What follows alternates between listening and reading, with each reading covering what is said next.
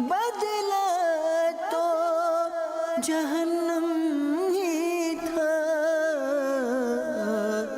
میں تو جاتا مجھے سرکار نے جانے نہ دیا۔ بسم اللہ الرحمن الرحیم۔ پڑھیں الصلاۃ والسلام علیک یا رسول اللہ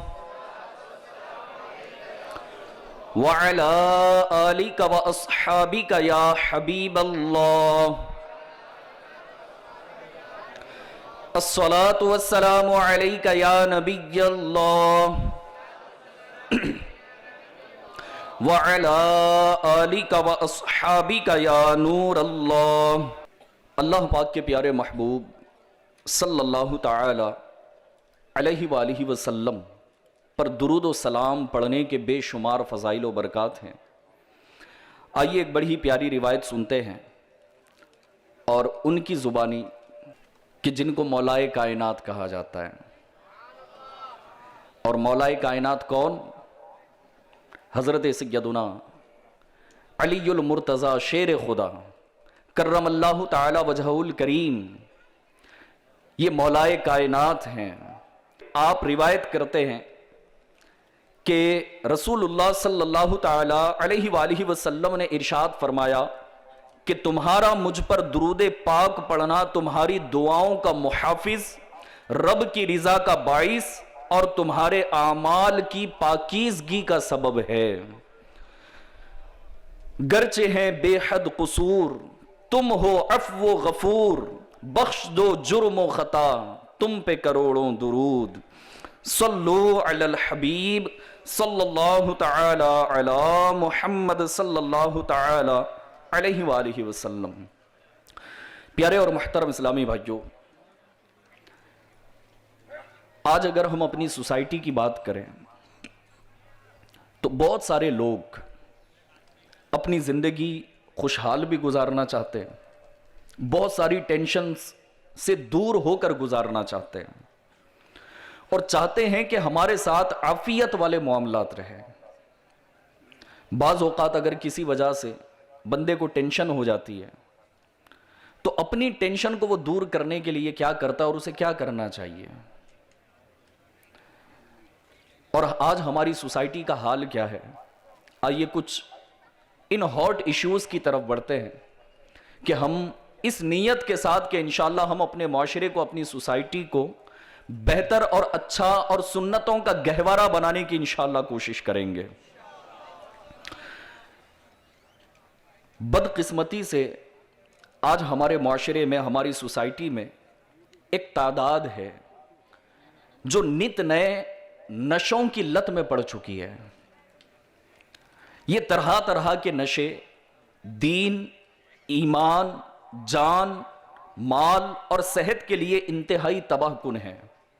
افسوس، کوئی شراب کے نشے میں مست ہے تو کوئی بھنگ استعمال کرتا ہے، کوئی افیون یوز کر رہا ہے تو کوئی چرس کے نشے لگا رہا ہے، اور یوں اس طرح الگ الگ ڈرگز یوز کر کے اپنی زندگی برباد کر رہا ہے۔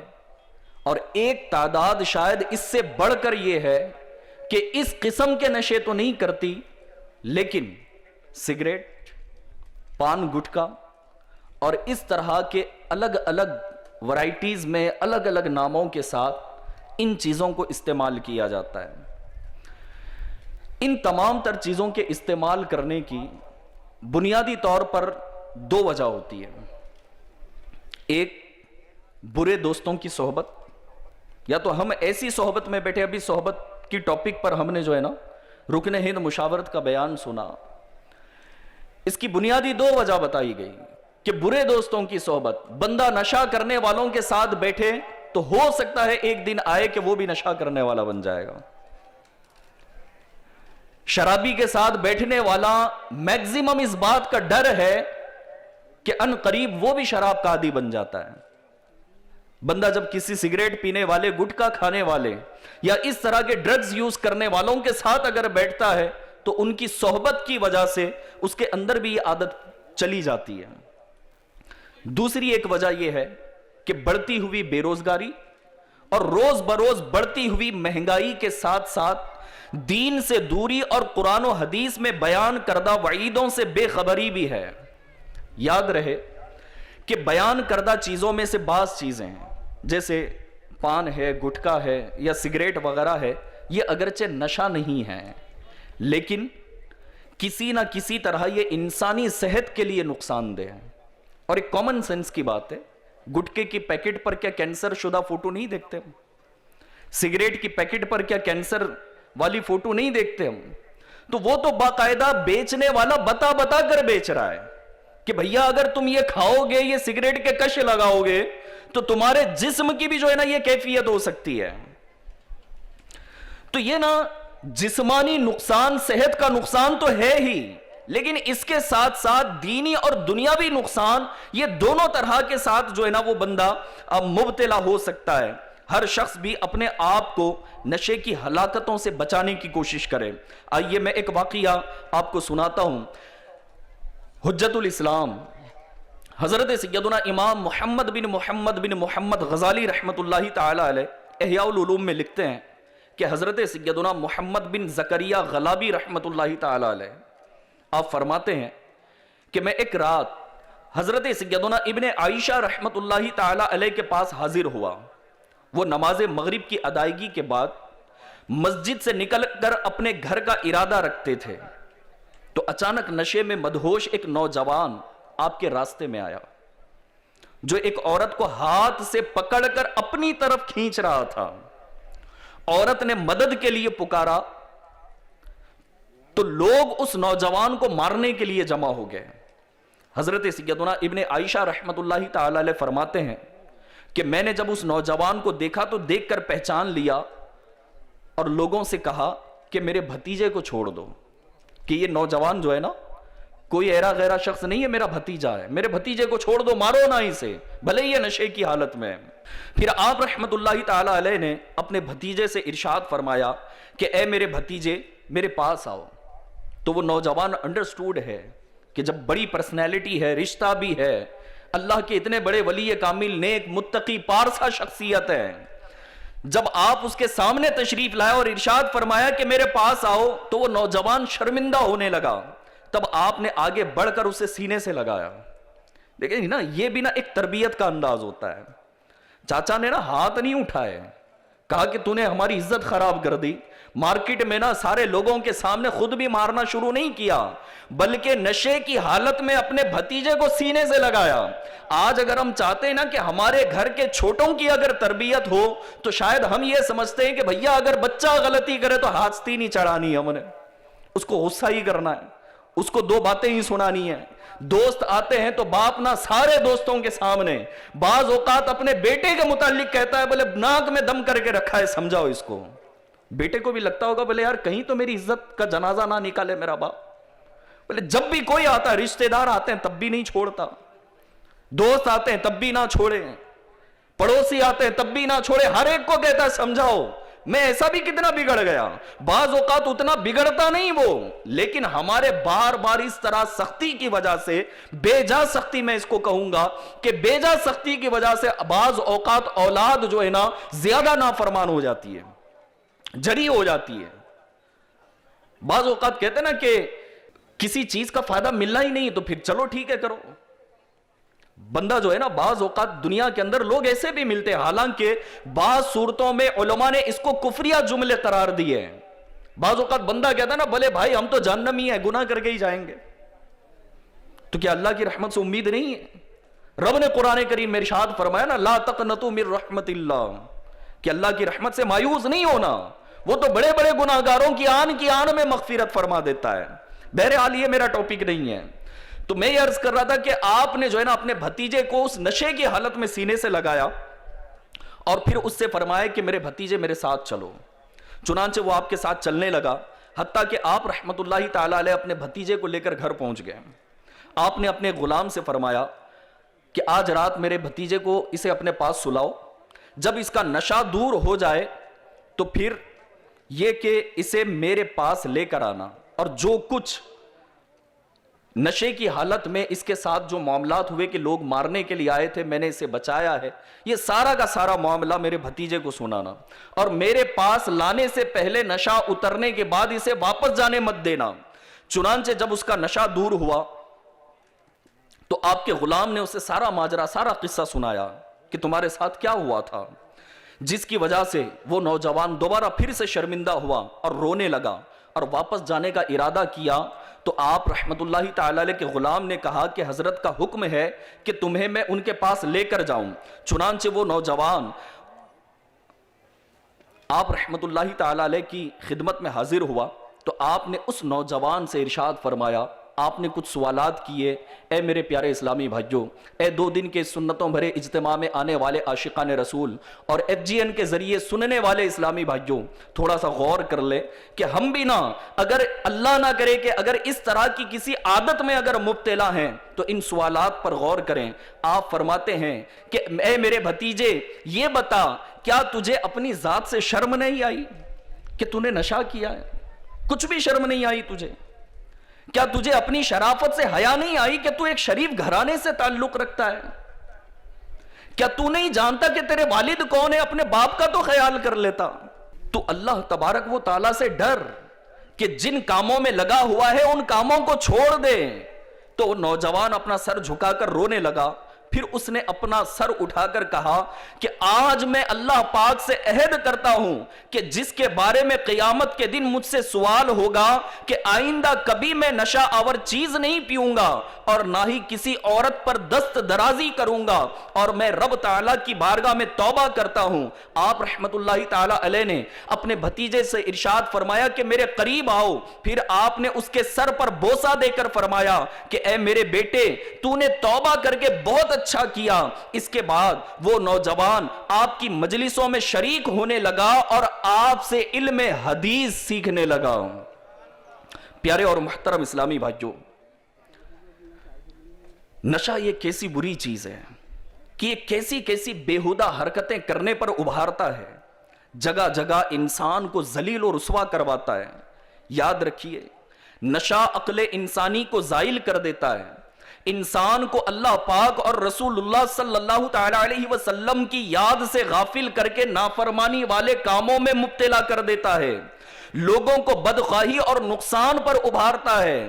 نشہ کرنے والا جب نشہ کرتا ہے نا تو پھر اس آفت میں بھی مبتلا ہوتا ہے کہ گالی گلوچ اور لڑائی جھگڑے پر ابھارتا ہے، اچھے برے کی تمیز ختم کر دیتا ہے، اپنے اور بیگانے کے فرق کو مٹا دیتا ہے۔ انسان بعض اوقات بیوی اور بہن میں بھی معاذ اللہ فرق نہیں کر پاتا، حتیٰ کہ ماں باپ جنہوں نے خود تکلیفیں اٹھا کر اسے پالا پوسا، جوان کیا، اپنے منہ کا نیوالا اسے کھلایا، اس وقت بھی جو ہے نا اس کی ضروریات کو پورا کیا، اس کا خیال رکھا کہ جس وقت اس کے منہ میں دانت نہیں تھے لیکن ماں باپ نے چبا کر اس کے منہ میں نیوالے ڈالے، اور پھر یہ کہ کسی بھی حالت میں ماں باپ تھے ہوں، چاہے فائنینشلی طور پر بڑے پاورفل ہوں یا پھر یہ کہ ایک غریب گھرانے سے ان کا تعلق ہو، اس کے باوجود بھی اپنی اولاد کا پورا خیال رکھا، زندگی بھر ہر غم سے اپنی اولاد کو دور رکھنے کی کوشش کی، ان کی خواہشات پر اپنی خواہشات کو جو ہے نا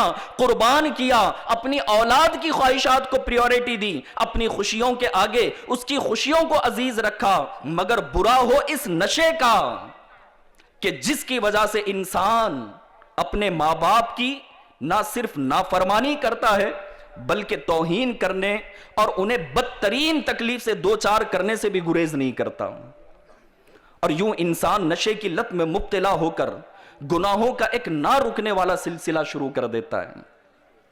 بدقسمتی سے آج ہمارے معاشرے میں جہاں دوسری بہت سی برائیاں سر اٹھا رہی ہیں، وہیں نشے نے اپنی جڑیں انتہائی مضبوط کر لی ہیں۔ آج ایک کثیر تعداد ہے جو نشے کی عادی ہے، مرد ہو یا عورت، بوڑھا ہو یا جوان یا نو عمر لڑکا، امیر ہو یا غریب، افسر ہو یا ملازم، تاجر ہو یا کسان، ایجوکیٹڈ ہو یا ان ایجوکیٹڈ، غرض مختلف ڈپارٹمنٹ سے تعلق رکھنے والے، مختلف قبیلوں طبقوں سے تعلق رکھنے والے، مختلف عمر کے اسٹیج سے تعلق رکھنے والے بے شمار افراد نہ جانے کسی نہ کسی طور پر نشے کی نحوست میں بری طرح سے جکڑے ہوئے ہیں۔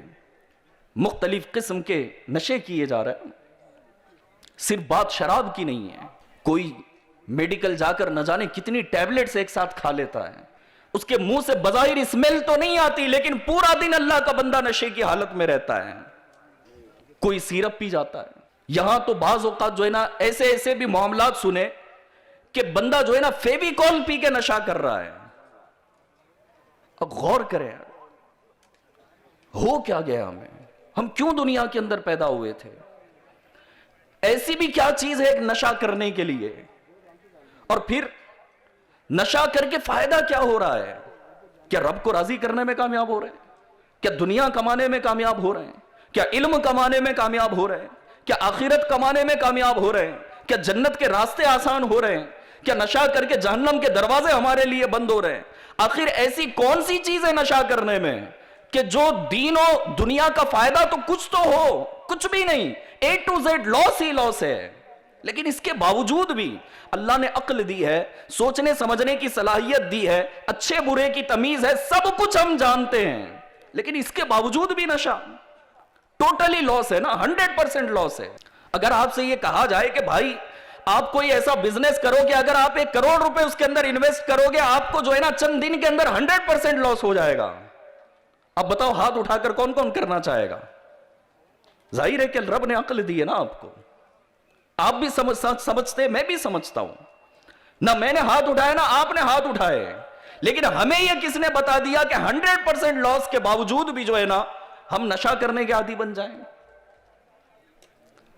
اللہ پاک قرآن کریم میں ارشاد فرماتا ہے، پارہ 15 سورہ بنی اسرائیل کی آیت نمبر 27 میں، ترجمہ کنز الایمان، اور فضول نہ اڑا، بے شک اڑانے والے یعنی فضول خرچی کرنے والے شیطانوں کے بھائی ہیں، اور شیطان اپنے رب کا بڑا ناشکرا ہے۔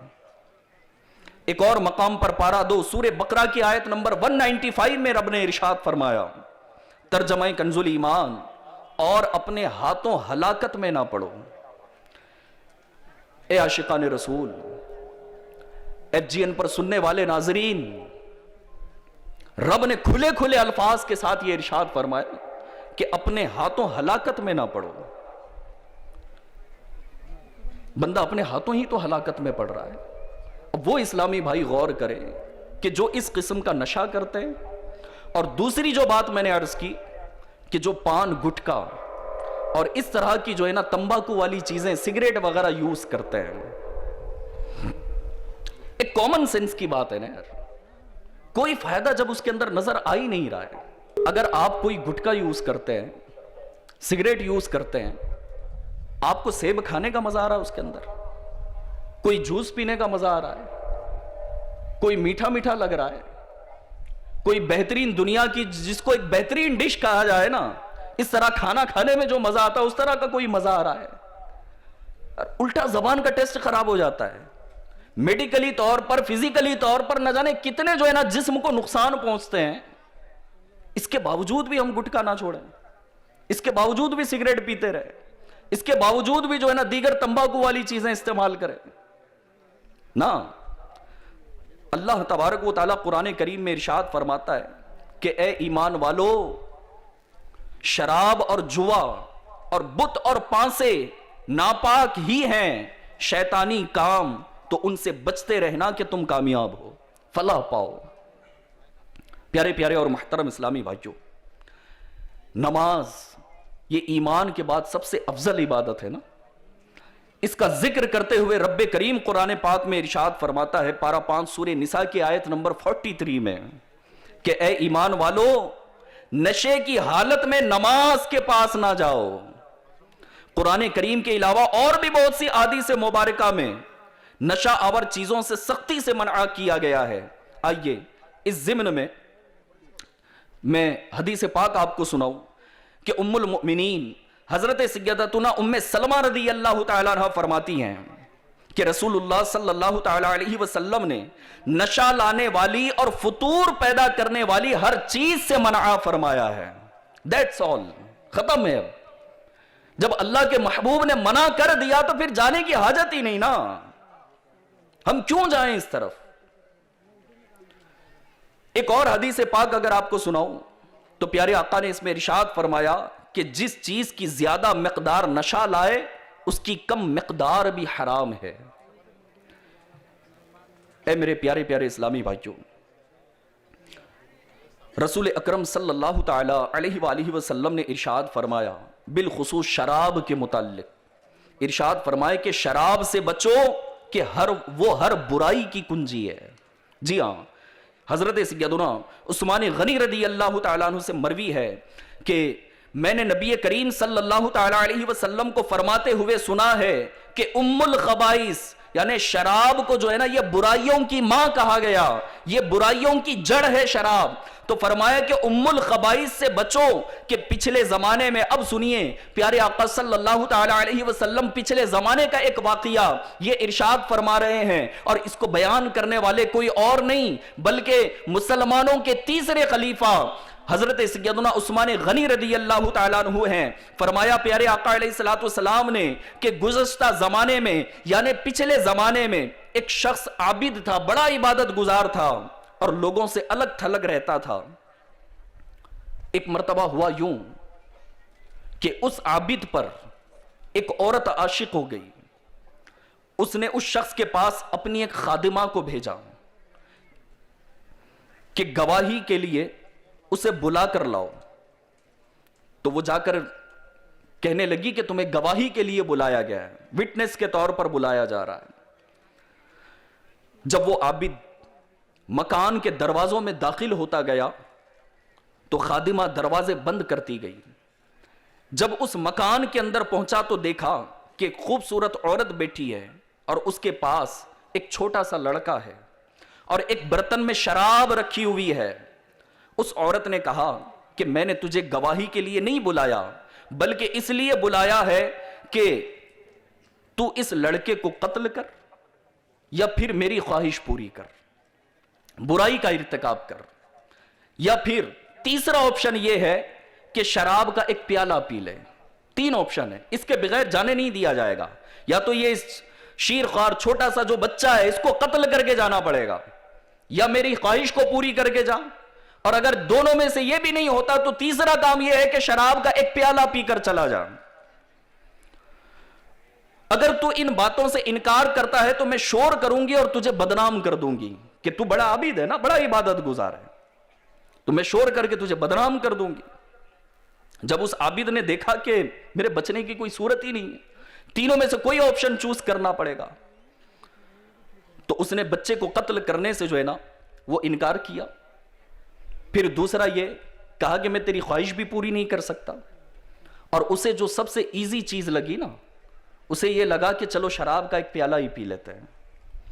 جب ایک پیالہ وہ پی چکا، جب اس کا نشہ چڑھا نا تو کہنے لگا کہ اور دو. جب اور خوب پی چکا تو پھر جو نہ ہونا تھا وہ سب ہو گیا. شراب کے نشے میں اس نے اس عورت کے ساتھ بدکاری بھی کی اور اس چھوٹے سے بچے کو قتل بھی کر دیا. لہٰذا اللہ کے محبوب نے ارشاد فرمایا کہ لہٰذا شراب سے بچو. خدا کی قسم ایمان اور شراب کی عادت مرد کے سینے میں ایک ساتھ جمع نہیں ہو سکتے. قریب ہے کہ ایک چیز دوسرے کو نکال دے، یا تو ایمان اس کا شراب سے دور کر دے گا یا شراب اس کے دل سے ایمان کو نکال دے گی. اے میرے پیارے اور محترم اسلامی بھائیوں، حضور نبی کریم صلی اللہ تعالی علیہ وسلم نے ایک موقع پر شراب پینے کی وعید بیان کرتے ہوئے ارشاد فرمایا کہ ہر نشہ آور چیز شراب ہے، ہر نشہ آور چیز حرام ہے، اور جس نے نشہ آور چیز پی اس کی 40 دن کی نمازیں کم کر دی جائیں گی. پھر اگر وہ توبہ کر لے تو اللہ پاک اس کی توبہ قبول فرما لیتا ہے.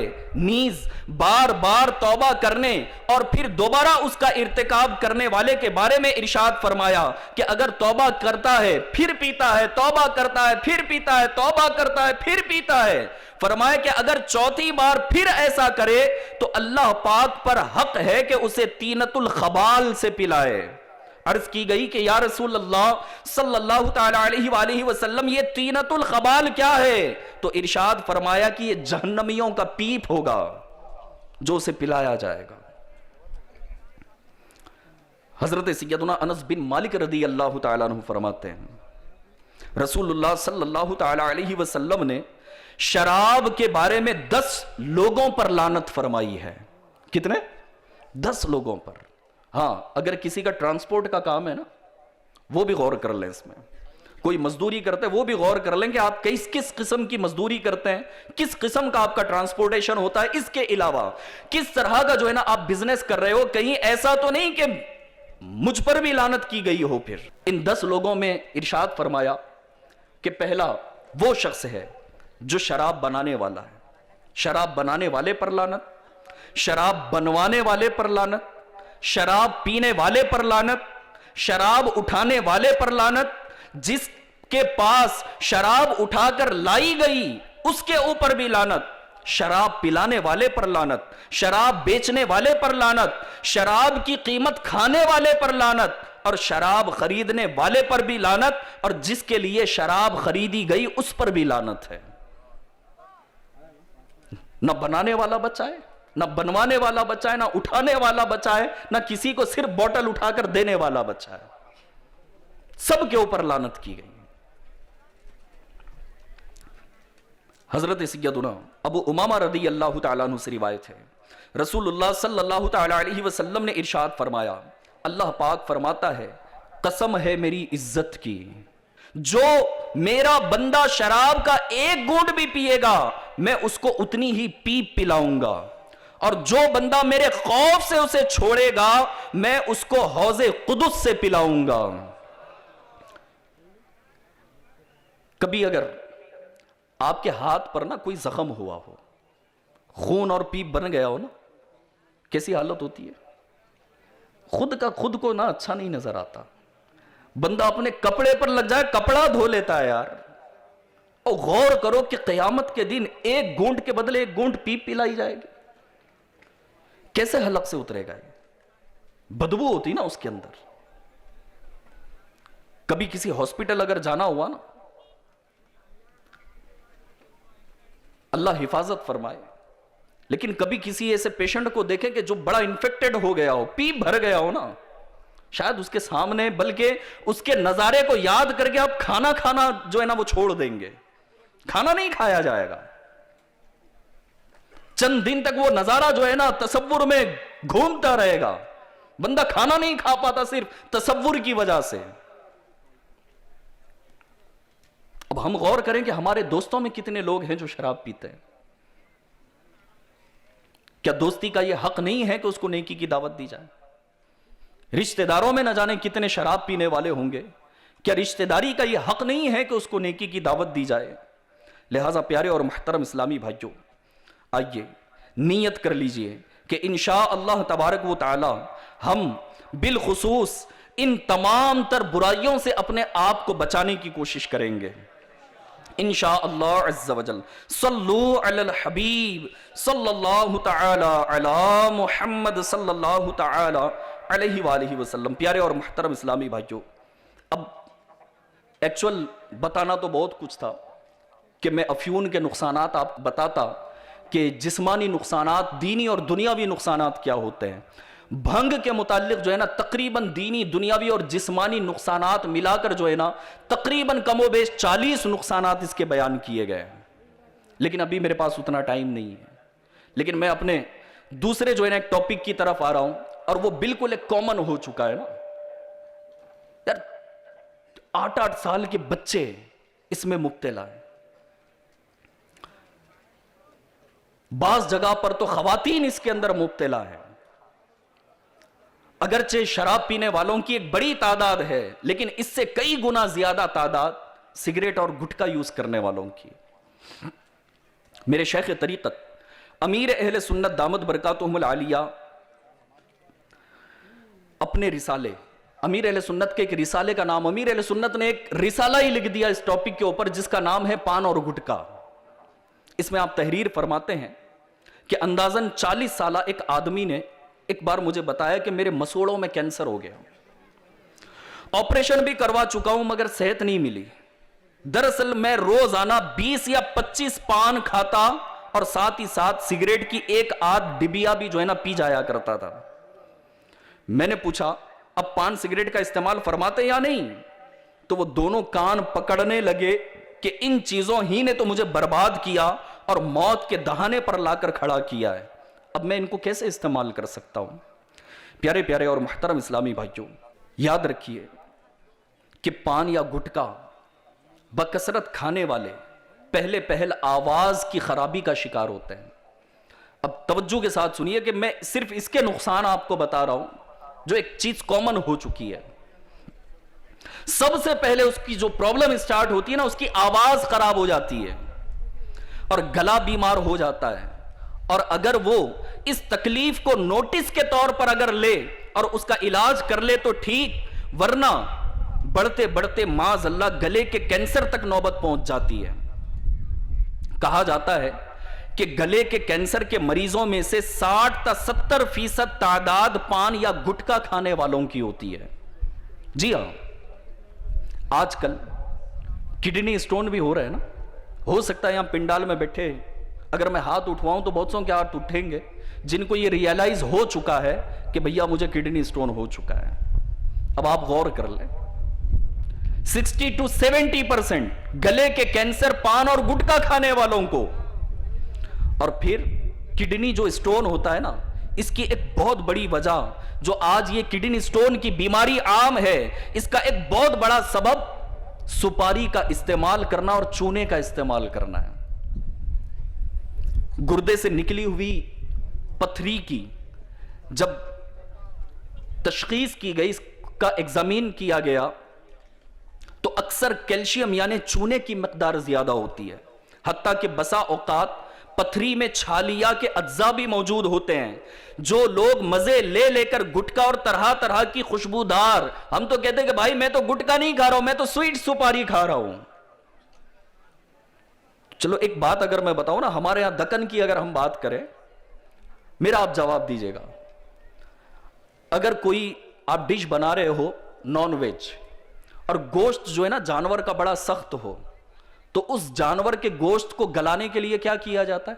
یا تو پپئی ڈالتے ہیں، اور اگر وہ نہ ملے تو آپ بتاؤ یار، کنٹل 2 کنٹل کا جانور ہو، چند سپاری کے ٹکڑے جو ہے نا سارے جانور کے گوشت کو گلا کر رکھ دیتے۔ اللہ کے بندو غور تو کرو، تمہارے پیٹ کا حال کیا ہوگا، تمہاری انتڑیوں کا حال کیا ہوگا؟ ملتا کیا ہے یار اس کے اندر؟ بادام تھوڑی ہے، یہ ڈرائی فروٹ تھوڑی ہے۔ اور میں نے کسی سے پتا کیا تھا تو بتایا گیا کہ گٹکا کمپنی والے جو ہوتے ہیں نا، یہ بالکل کچرے والی سپاری اٹھا کر کے جو ہے نا اس کا گٹکا بنا رہے ہوتے ہیں، اچھی کوالٹی کی بھی سپاری نہیں ہوتی ہے۔ اور ایک عام سی بات ہے یار، کامن سینس کی بات ہے۔ چلو میں آپ سے اگر سوال کروں، میں آپ کو بتا رہا ہوں، ابھی نا ایک بوٹل میں نا زہر لے کر آتے ہیں اور آپ کو آفر دیا جائے کہ بھیا چلو اگر کچھ ہو جاتا ہم آپ کو 10 لاکھ دے دیں گے، کون کون پی لے گا؟ گٹکا کمپنی والا تو یہ آفر نہیں دے رہا نا کہ اگر آپ کو کینسر ہو جائے تو ٹریٹمنٹ ہم کریں گے، کہ آپ ہماری کمپنی کا گٹکا کھاتے تھے۔ آج تک شاید کبھی آپ نے سنا نہیں ہوگا کہ کسی کینسر کے مریض کو گٹکا کمپنی والوں نے جو ہے نا کوپریٹ کیا ہو کہ بھیا ہمارا گٹکا کھا کے تم کینسر کے پیشنٹ بن گئے، اب تمہارا گھر کیسے چلے گا، تمہارے بچوں کی امی کا جو ہے نا حال کیا ہوگا، تم گھر میں بیٹھ جاؤ گے، تمہاری جو بیٹیاں ہیں، تمہاری بہنیں، ان کا گزارا کیسے ہوگا، تمہارے جو بوڑھے ماں باپ ہیں ان کا گزارا کیسے ہوگا؟ کسی گٹکا کمپنی والے نے آج تک شاید آفر نہیں کیا ہے، اور وہ تو کہہ رہا ہے کہ بھائی ہم تو بتا کر بیچ رہے ہیں۔ اپنی پیکٹس کے اوپر ہم نے جو ہے نا وہ جن کو کینسر ہوا تھا ان کی امیجز نکال کر جو ہے نا ہم نے لگا دی کہ اگر تم بھی کھاؤ گے تو تم بھی کینسر کے مریض بن سکتے ہو۔ غور کرو، کیا ہمارے رب نے ہمیں عقل نہیں دی ہے؟ سوچنے سمجھنے کی صلاحیت نہیں دی ہے؟ نشہ کرنے والے غور کریں کہ جو آج ہماری سوسائٹی کا حال ہے، بندہ جب نشہ کرتا ہے، کسی بھی قسم کا نشہ کر رہا ہے، میں صرف شراب کی بات نہیں کر رہا ہوں، اب تو نا پتہ نہیں نشے کو کس کس طرح کے نام دیے گئے۔ اور اسٹینڈرڈ نام دے کر، حالانکہ کوئی اسٹینڈرڈ نہیں اس کے اندر. بولے یار جہالت پڑی اس کے اندر. نشہ کرنے والے کے باپ کی کوئی تعریف کرتا ہے؟ اس کی ماں کی کوئی تعریف کرتا ہے؟ اب غور کرو کہ ہم کر کیا رہے ہیں. آپ میں سے اگر وہ اسلامی بھائی کہ جو نشہ کرتے تھے یا آپ کی کوئی رشتہ داروں میں نشہ کرتے ہیں، ایک سمجھنے کے لیے میں عرض کر رہا ہوں کہ باپ نشہ کرتا ہے نا، وہ نہ اپنی بیٹی پر غور کرے کہ جب وہ بچپن میں نا تتلی زبان میں اپنے باپ کو ابو کہہ کے پکارتی تھی، کس محبت کے ساتھ پکارتی تھی ہوگی. جوان مرد ہے وہ نشہ کرتا ہے نا، تو اپنی بہنوں پر غور کریں کہ وہ اپنی تتلی زبان میں نا بچپن میں آپ کو بھیا کہہ کے کس محبت کے ساتھ پکارتی تھی. آج وہ اس قابل ہے کہ وہ اپنے سسرال چلی جائے، لیکن لوگ تمہارے گھر رشتہ لے کر نہیں آتے. اس بیچاری کا کیا قصور تھا آپ کی بہن کا؟ لوگ کہتے نا کہ اس کے گھر میں لوگ شرابی، نشہ کرنے والے، لڑائی جھگڑا کرنے والے.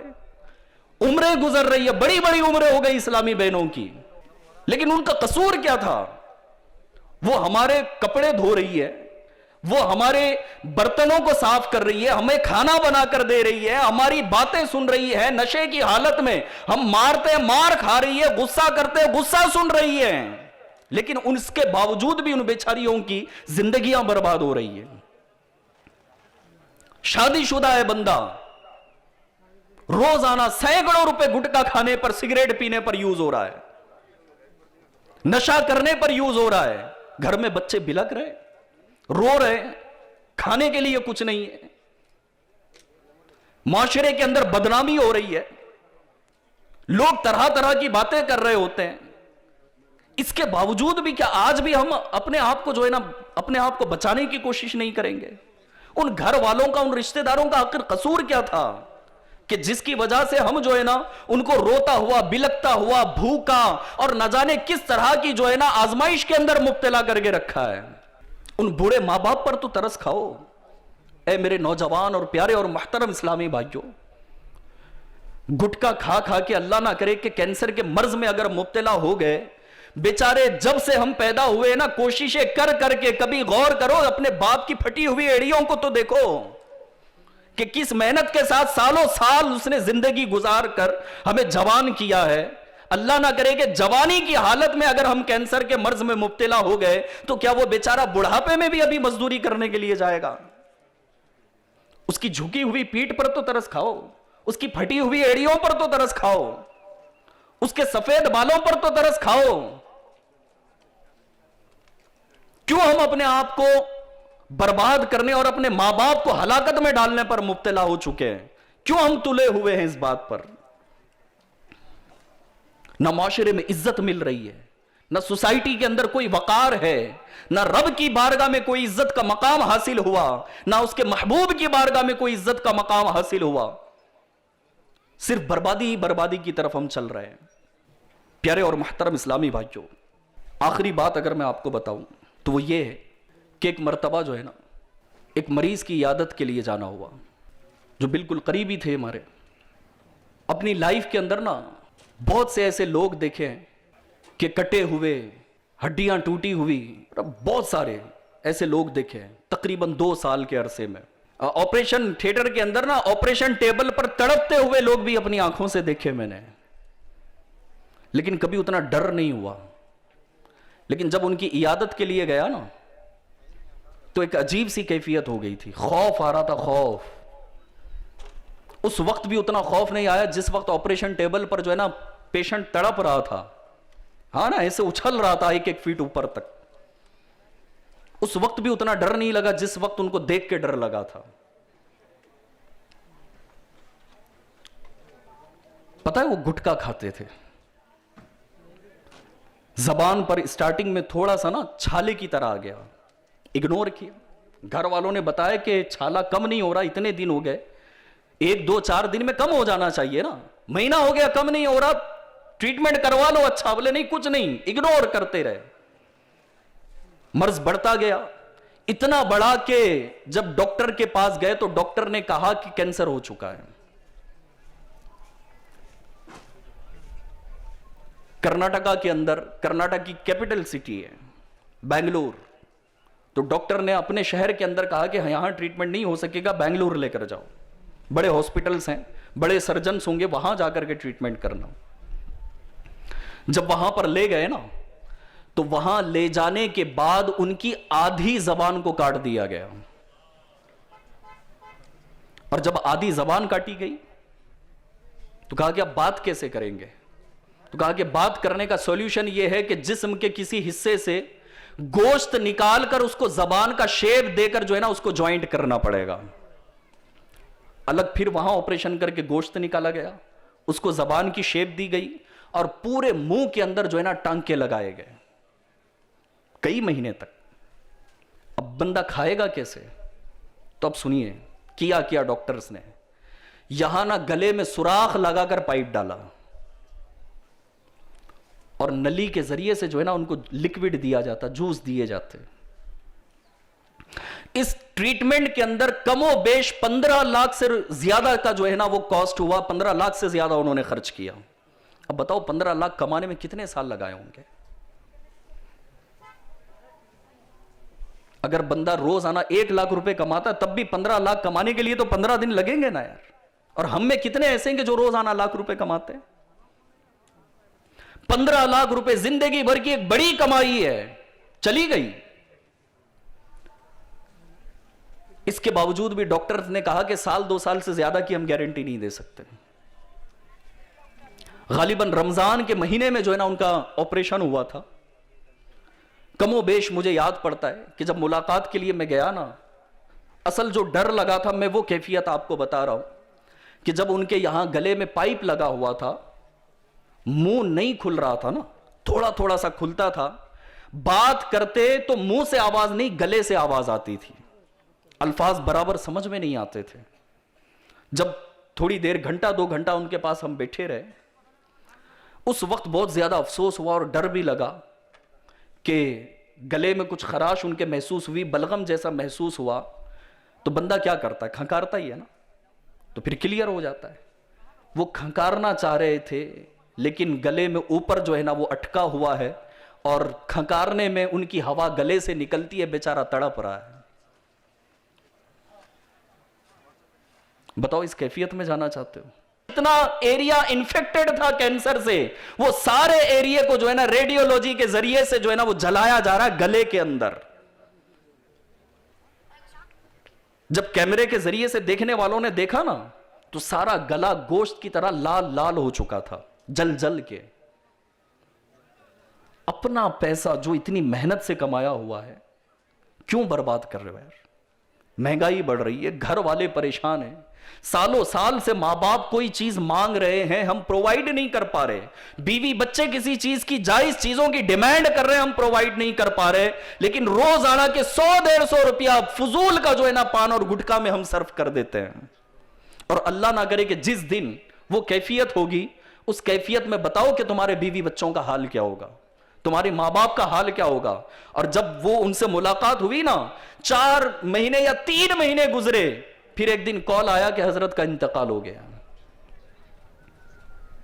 کوئی نہیں،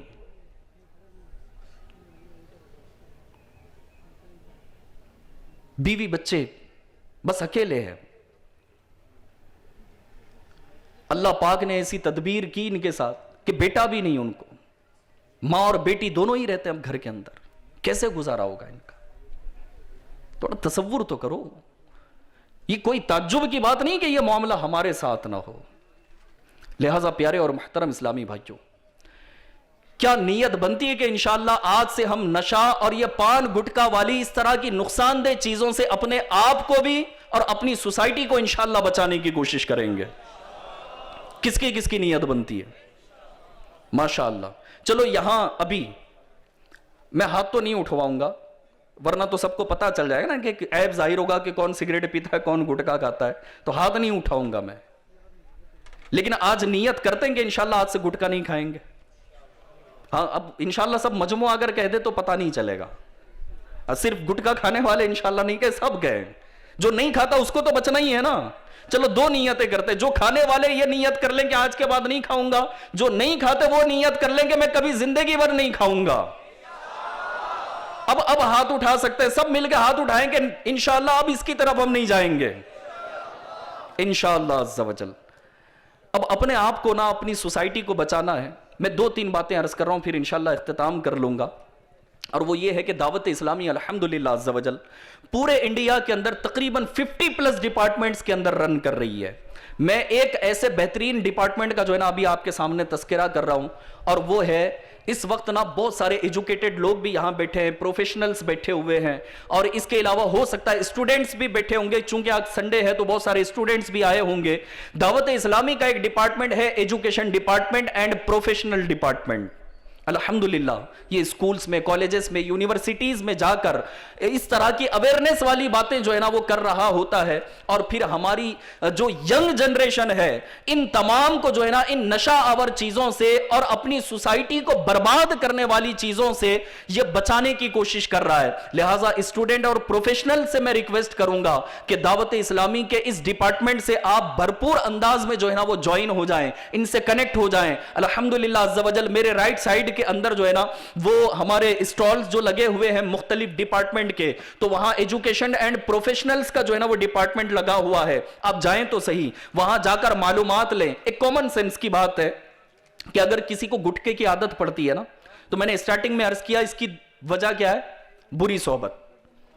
اچھا ہم یہاں جتنے بیٹھے ہیں، کیا آپ اس بات کو کی تائید کرتے ہیں کہ اگر کسی کو سگریٹ پینے کی عادت پڑی ہو تو اس کے ابا نے سگریٹ پلائی ہو پہلے؟ نہیں نا۔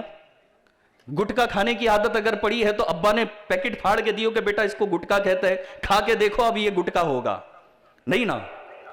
تو کہاں عادت پڑی ہے؟ تو عادت جہاں پڑتی ہے نا، وہ پلیٹ فارم بتاؤں آپ کو، یا تو آپ کی گلی محلہ ہوگا جہاں آپ آوارہ اور گندے دوستوں کی صحبت میں رہتے ہیں، جی ہاں، اور دوسرا plate form school, colleges and university, یعنی ایجوکیشن فیلڈ سے جو لوگ ریلیٹڈ ہیں۔ آج پورے انڈیا کا اگر آپ ہم سروے کریں نا، تو سب سے زیادہ جو ڈرگ بیچی جاتی ہے، یوز کی جاتی ہے، وہ کہاں ہوتی ہے؟ کالجز، یونیورسٹیز کی طرف۔ جو ہاسٹلز میں رہنے والے بچے ہوتے ہیں ان کو جو ہے نا وہ کنونس کیا جاتا ہے۔ تو بندہ نا اپنے گھر میں نہیں سیکھتا یہ، ہاں گھر میں سیکھنے والی بھی ایک کیفیت ہوتی ہے، وہ بھی انشاءاللہ آپ کو عرض کرتا ہوں۔ تیسرا پلیٹ فارم بعض صورتوں میں گھر ہوتا ہے، پتہ ہے وہ کیسے؟ باپ نا اپنے گھر کے اندر چیئر پر بیٹھ کر یا صوفے پر بیٹھ کر کہتا ہے بولے فلاں پان کی دکان پہ جاؤ، میرا نام بول کر سگریٹ کی ڈبی لے کے آ جانا ہے۔ اللہ کے بندو، تم اپنے بیٹے کے ہاتھ سے منگا رہے ہو اور تمہاری ایکسپیکٹیشن یہ ہے کہ سگریٹ کے کش لگاتے ہو اپنے بیٹے کی تربیت کر رہے ہو، بیٹا سگریٹ نہیں پینا۔ تو بیٹا بے وقوف تھوڑی ہے، اللہ نے اس کو بھی عقل دی ہے۔ بیٹے کے سامنے جو ہے نا گٹکے کی پیکٹ پھاڑ کر منہ میں چبا رہے ہو، اور باہر کون جانے والا اس کے اوپر کوئی تصور نہیں، کھڑکی سے تھوک دیا کسی کے اوپر پڑ جائے، کوئی بات نہیں۔ لیکن کہتے ہیں کہ اسکول کالج میں گندے دوستوں کے ساتھ نہیں رہنا۔ اللہ کے بندے، تم باپ بن گئے ہو، تمہاری اولاد جوان ہو رہی ہے، اور تم جو ہے نا گندے دوستوں کی صحبت میں، شرابی تمہارے پاس، جواری تمہارے پاس، سود کھانے والے تمہارے پاس، ناجائز کام کرنے والے تمہارے دوست، اس کے علاوہ پان گٹکے کی طرف کھانے کھلانے والے تمہارے دوست، اور تم اپنی اولاد کی تربیت کر رہے ہو کہ تم کو جو ہے نا اچھی صحبت میں رہنا ہے۔ یہ پاسبل نہیں ہے۔ بچے جو ہوتے ہیں نا وہ ماں باپ کے انداز کو اختیار کر رہے ہوتے ہیں، بولنے سے زیادہ بندہ دیکھ کر سیکھ رہا ہوتا ہے۔ اگر واقعی ایک باپ ہونے کے اعتبار سے آپ اپنی اولاد کے فیوچر کو برائٹ کرنا چاہتے ہیں نا، تو خود بھی جو ہے نا پان گٹکا کو چھوڑنا پڑے گا، نشے والی چیزوں کو چھوڑنا پڑے گا، اور خود جو ہے نا گندے دوستوں کی صحبت سے نکل کر اچھی صحبت میں آنا پڑے گا۔ تب جا کر کے جو ہے نا آپ کی اولاد بھی اچھی صحبت اختیار کر پائے گی۔ لہٰذا پیارے اور محترم اسلامی بھائیوں، آئیے نیت کر لیجئے کہ انشاءاللہ عز و جل دعوت اسلامی کے جو یہ ڈپارٹمنٹس کی آفیسز یہاں پر لگی ہوئی ہے، بالخصوص میں 2-4 کا تذکرہ کروں گا۔ Education department, professional department, courses department, اور پھر چوتھا ہے مدنی قافلہ ڈپارٹمنٹ۔ ٹھیک ہے، کتنے ڈپارٹمنٹ؟ 4۔ نیت کی نا ابھی ہم نے، اپنے آپ کو بھی بچانا، اپنی سوسائٹی کو بھی اچھا بنانا ہے۔ بنتی ہے نیت؟ چلو دوبارہ نیت کرو کہ انشاءاللہ ہم اپنے معاشرے سے اس برائی کو مل جل کر دور کرنے کی کوشش کریں گے۔ سب ساتھ دیں گے؟ کون کون ساتھ دے گا؟ دونوں ہاتھ اٹھا کر بتائیں. ماشاءاللہ ماشاءاللہ. اب غور کرو کہ اگر آپ ساتھ دو گے نا، کسی کی اولاد اگر اچھی بن گئی، یاد رکھو ان کے بوڑھے ماں باپ سے نا ان کے دلوں سے کتنی دعائیں نکلیں گی. ہاں، جن کے بچے چھوٹے چھوٹے ہیں نا وہ بڑے پریشان ہیں بیچارے، ابھی اتنا شعور نہیں ہے، لیکن ان کا باپ اگر اچھا ہو جائے نا تو یاد رکھو ان کے ننھے ننھے دلوں سے جو دعائیں نکلیں گی نا آپ کا بیڑا پار کر دیں گی. تو اپنی سوسائٹی کو بہتر بنانا، یہ 4 ڈپارٹمنٹ کے جو ہے نا اسٹال پر بالخصوص خصوصیت کے ساتھ، ویسے تو سارے ڈپارٹمنٹس کے اسٹال پر آپ جا کر ہر ڈپارٹمنٹ کی معلومات لیں. میں دوبارہ ریپیٹ کر رہا ہوں، پہلا کون سا میں نے بتایا؟ Education department. دوسرا پروفیشنل ڈپارٹمنٹ. تیسرا مدنی کورسز. اور چوتھا مدنی قافلہ ڈپارٹمنٹ. ٹھیک ہے انشاءاللہ عز و جل. ایک اور ڈپارٹمنٹ اگر آپ کو بتاؤں تو وہ ہے نا بچوں کے لیے. ابھی ہمارے پاس آپ اپنے بچوں کو اچھے ماحول میں پڑھانا چاہتے ہیں؟ انگلش میڈیم اسکول میں پڑھانا چاہتے ہیں؟ چاہتے کہ نہیں چاہتے؟ چاہتے ہیں نا. ہاں اب چلو جس کے یار ٹھیک ہے شادی نہیں ہوئی، ابھی بچے نہیں ہیں، تو آپ کے رشتہ دار تو ہے نا، بھانجے بھتیجے تو ہوں گے، ان کو تو پڑھانا ہے. پھر تو یہ بھی نیت ہو سکتی ہے. تو دعوت اسلامی کا ایک بڑا ہی پیارا اور بہترین ڈپارٹمنٹ ہے دارالمدینہ اسلامک ایجوکیشن سسٹم.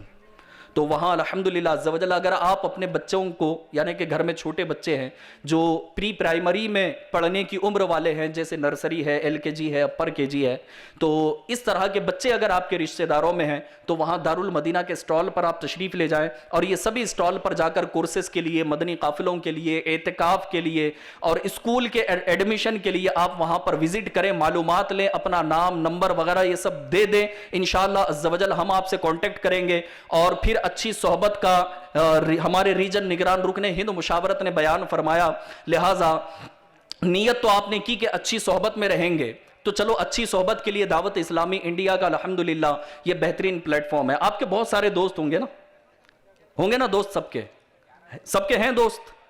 کس کس کے ہیں نا سب کے؟ چلو میں ایک آفر دوں، کیا آپ ہمیں بھی اپنا دوست بنانا چاہیں گے؟ کون کون چاہتا ہے؟ ماشاءاللہ. تو جہاں جہاں آپ رہتے نا وہاں دعوت اسلامی کے مبلغین سے دوستی کر لو، اور ایسی پکی دوستی کر لو کہ اللہ پاک نے کرم فرمایا تو دنیا میں بھی پکے دوست رہیں گے اور انشاءاللہ جنت میں بھی ساتھ جائیں گے انشاءاللہ عز و جل. اللہ پاک ہمیں عمل کی توفیق عطا فرمائے. آمین بجاہ النبی الامین صلی اللہ تعالی علیہ وآلہ وسلم. میرے اعمال کا بدلہ تو جہنم ہی تھا، میں تو جاتا مجھے سرکار نے جانے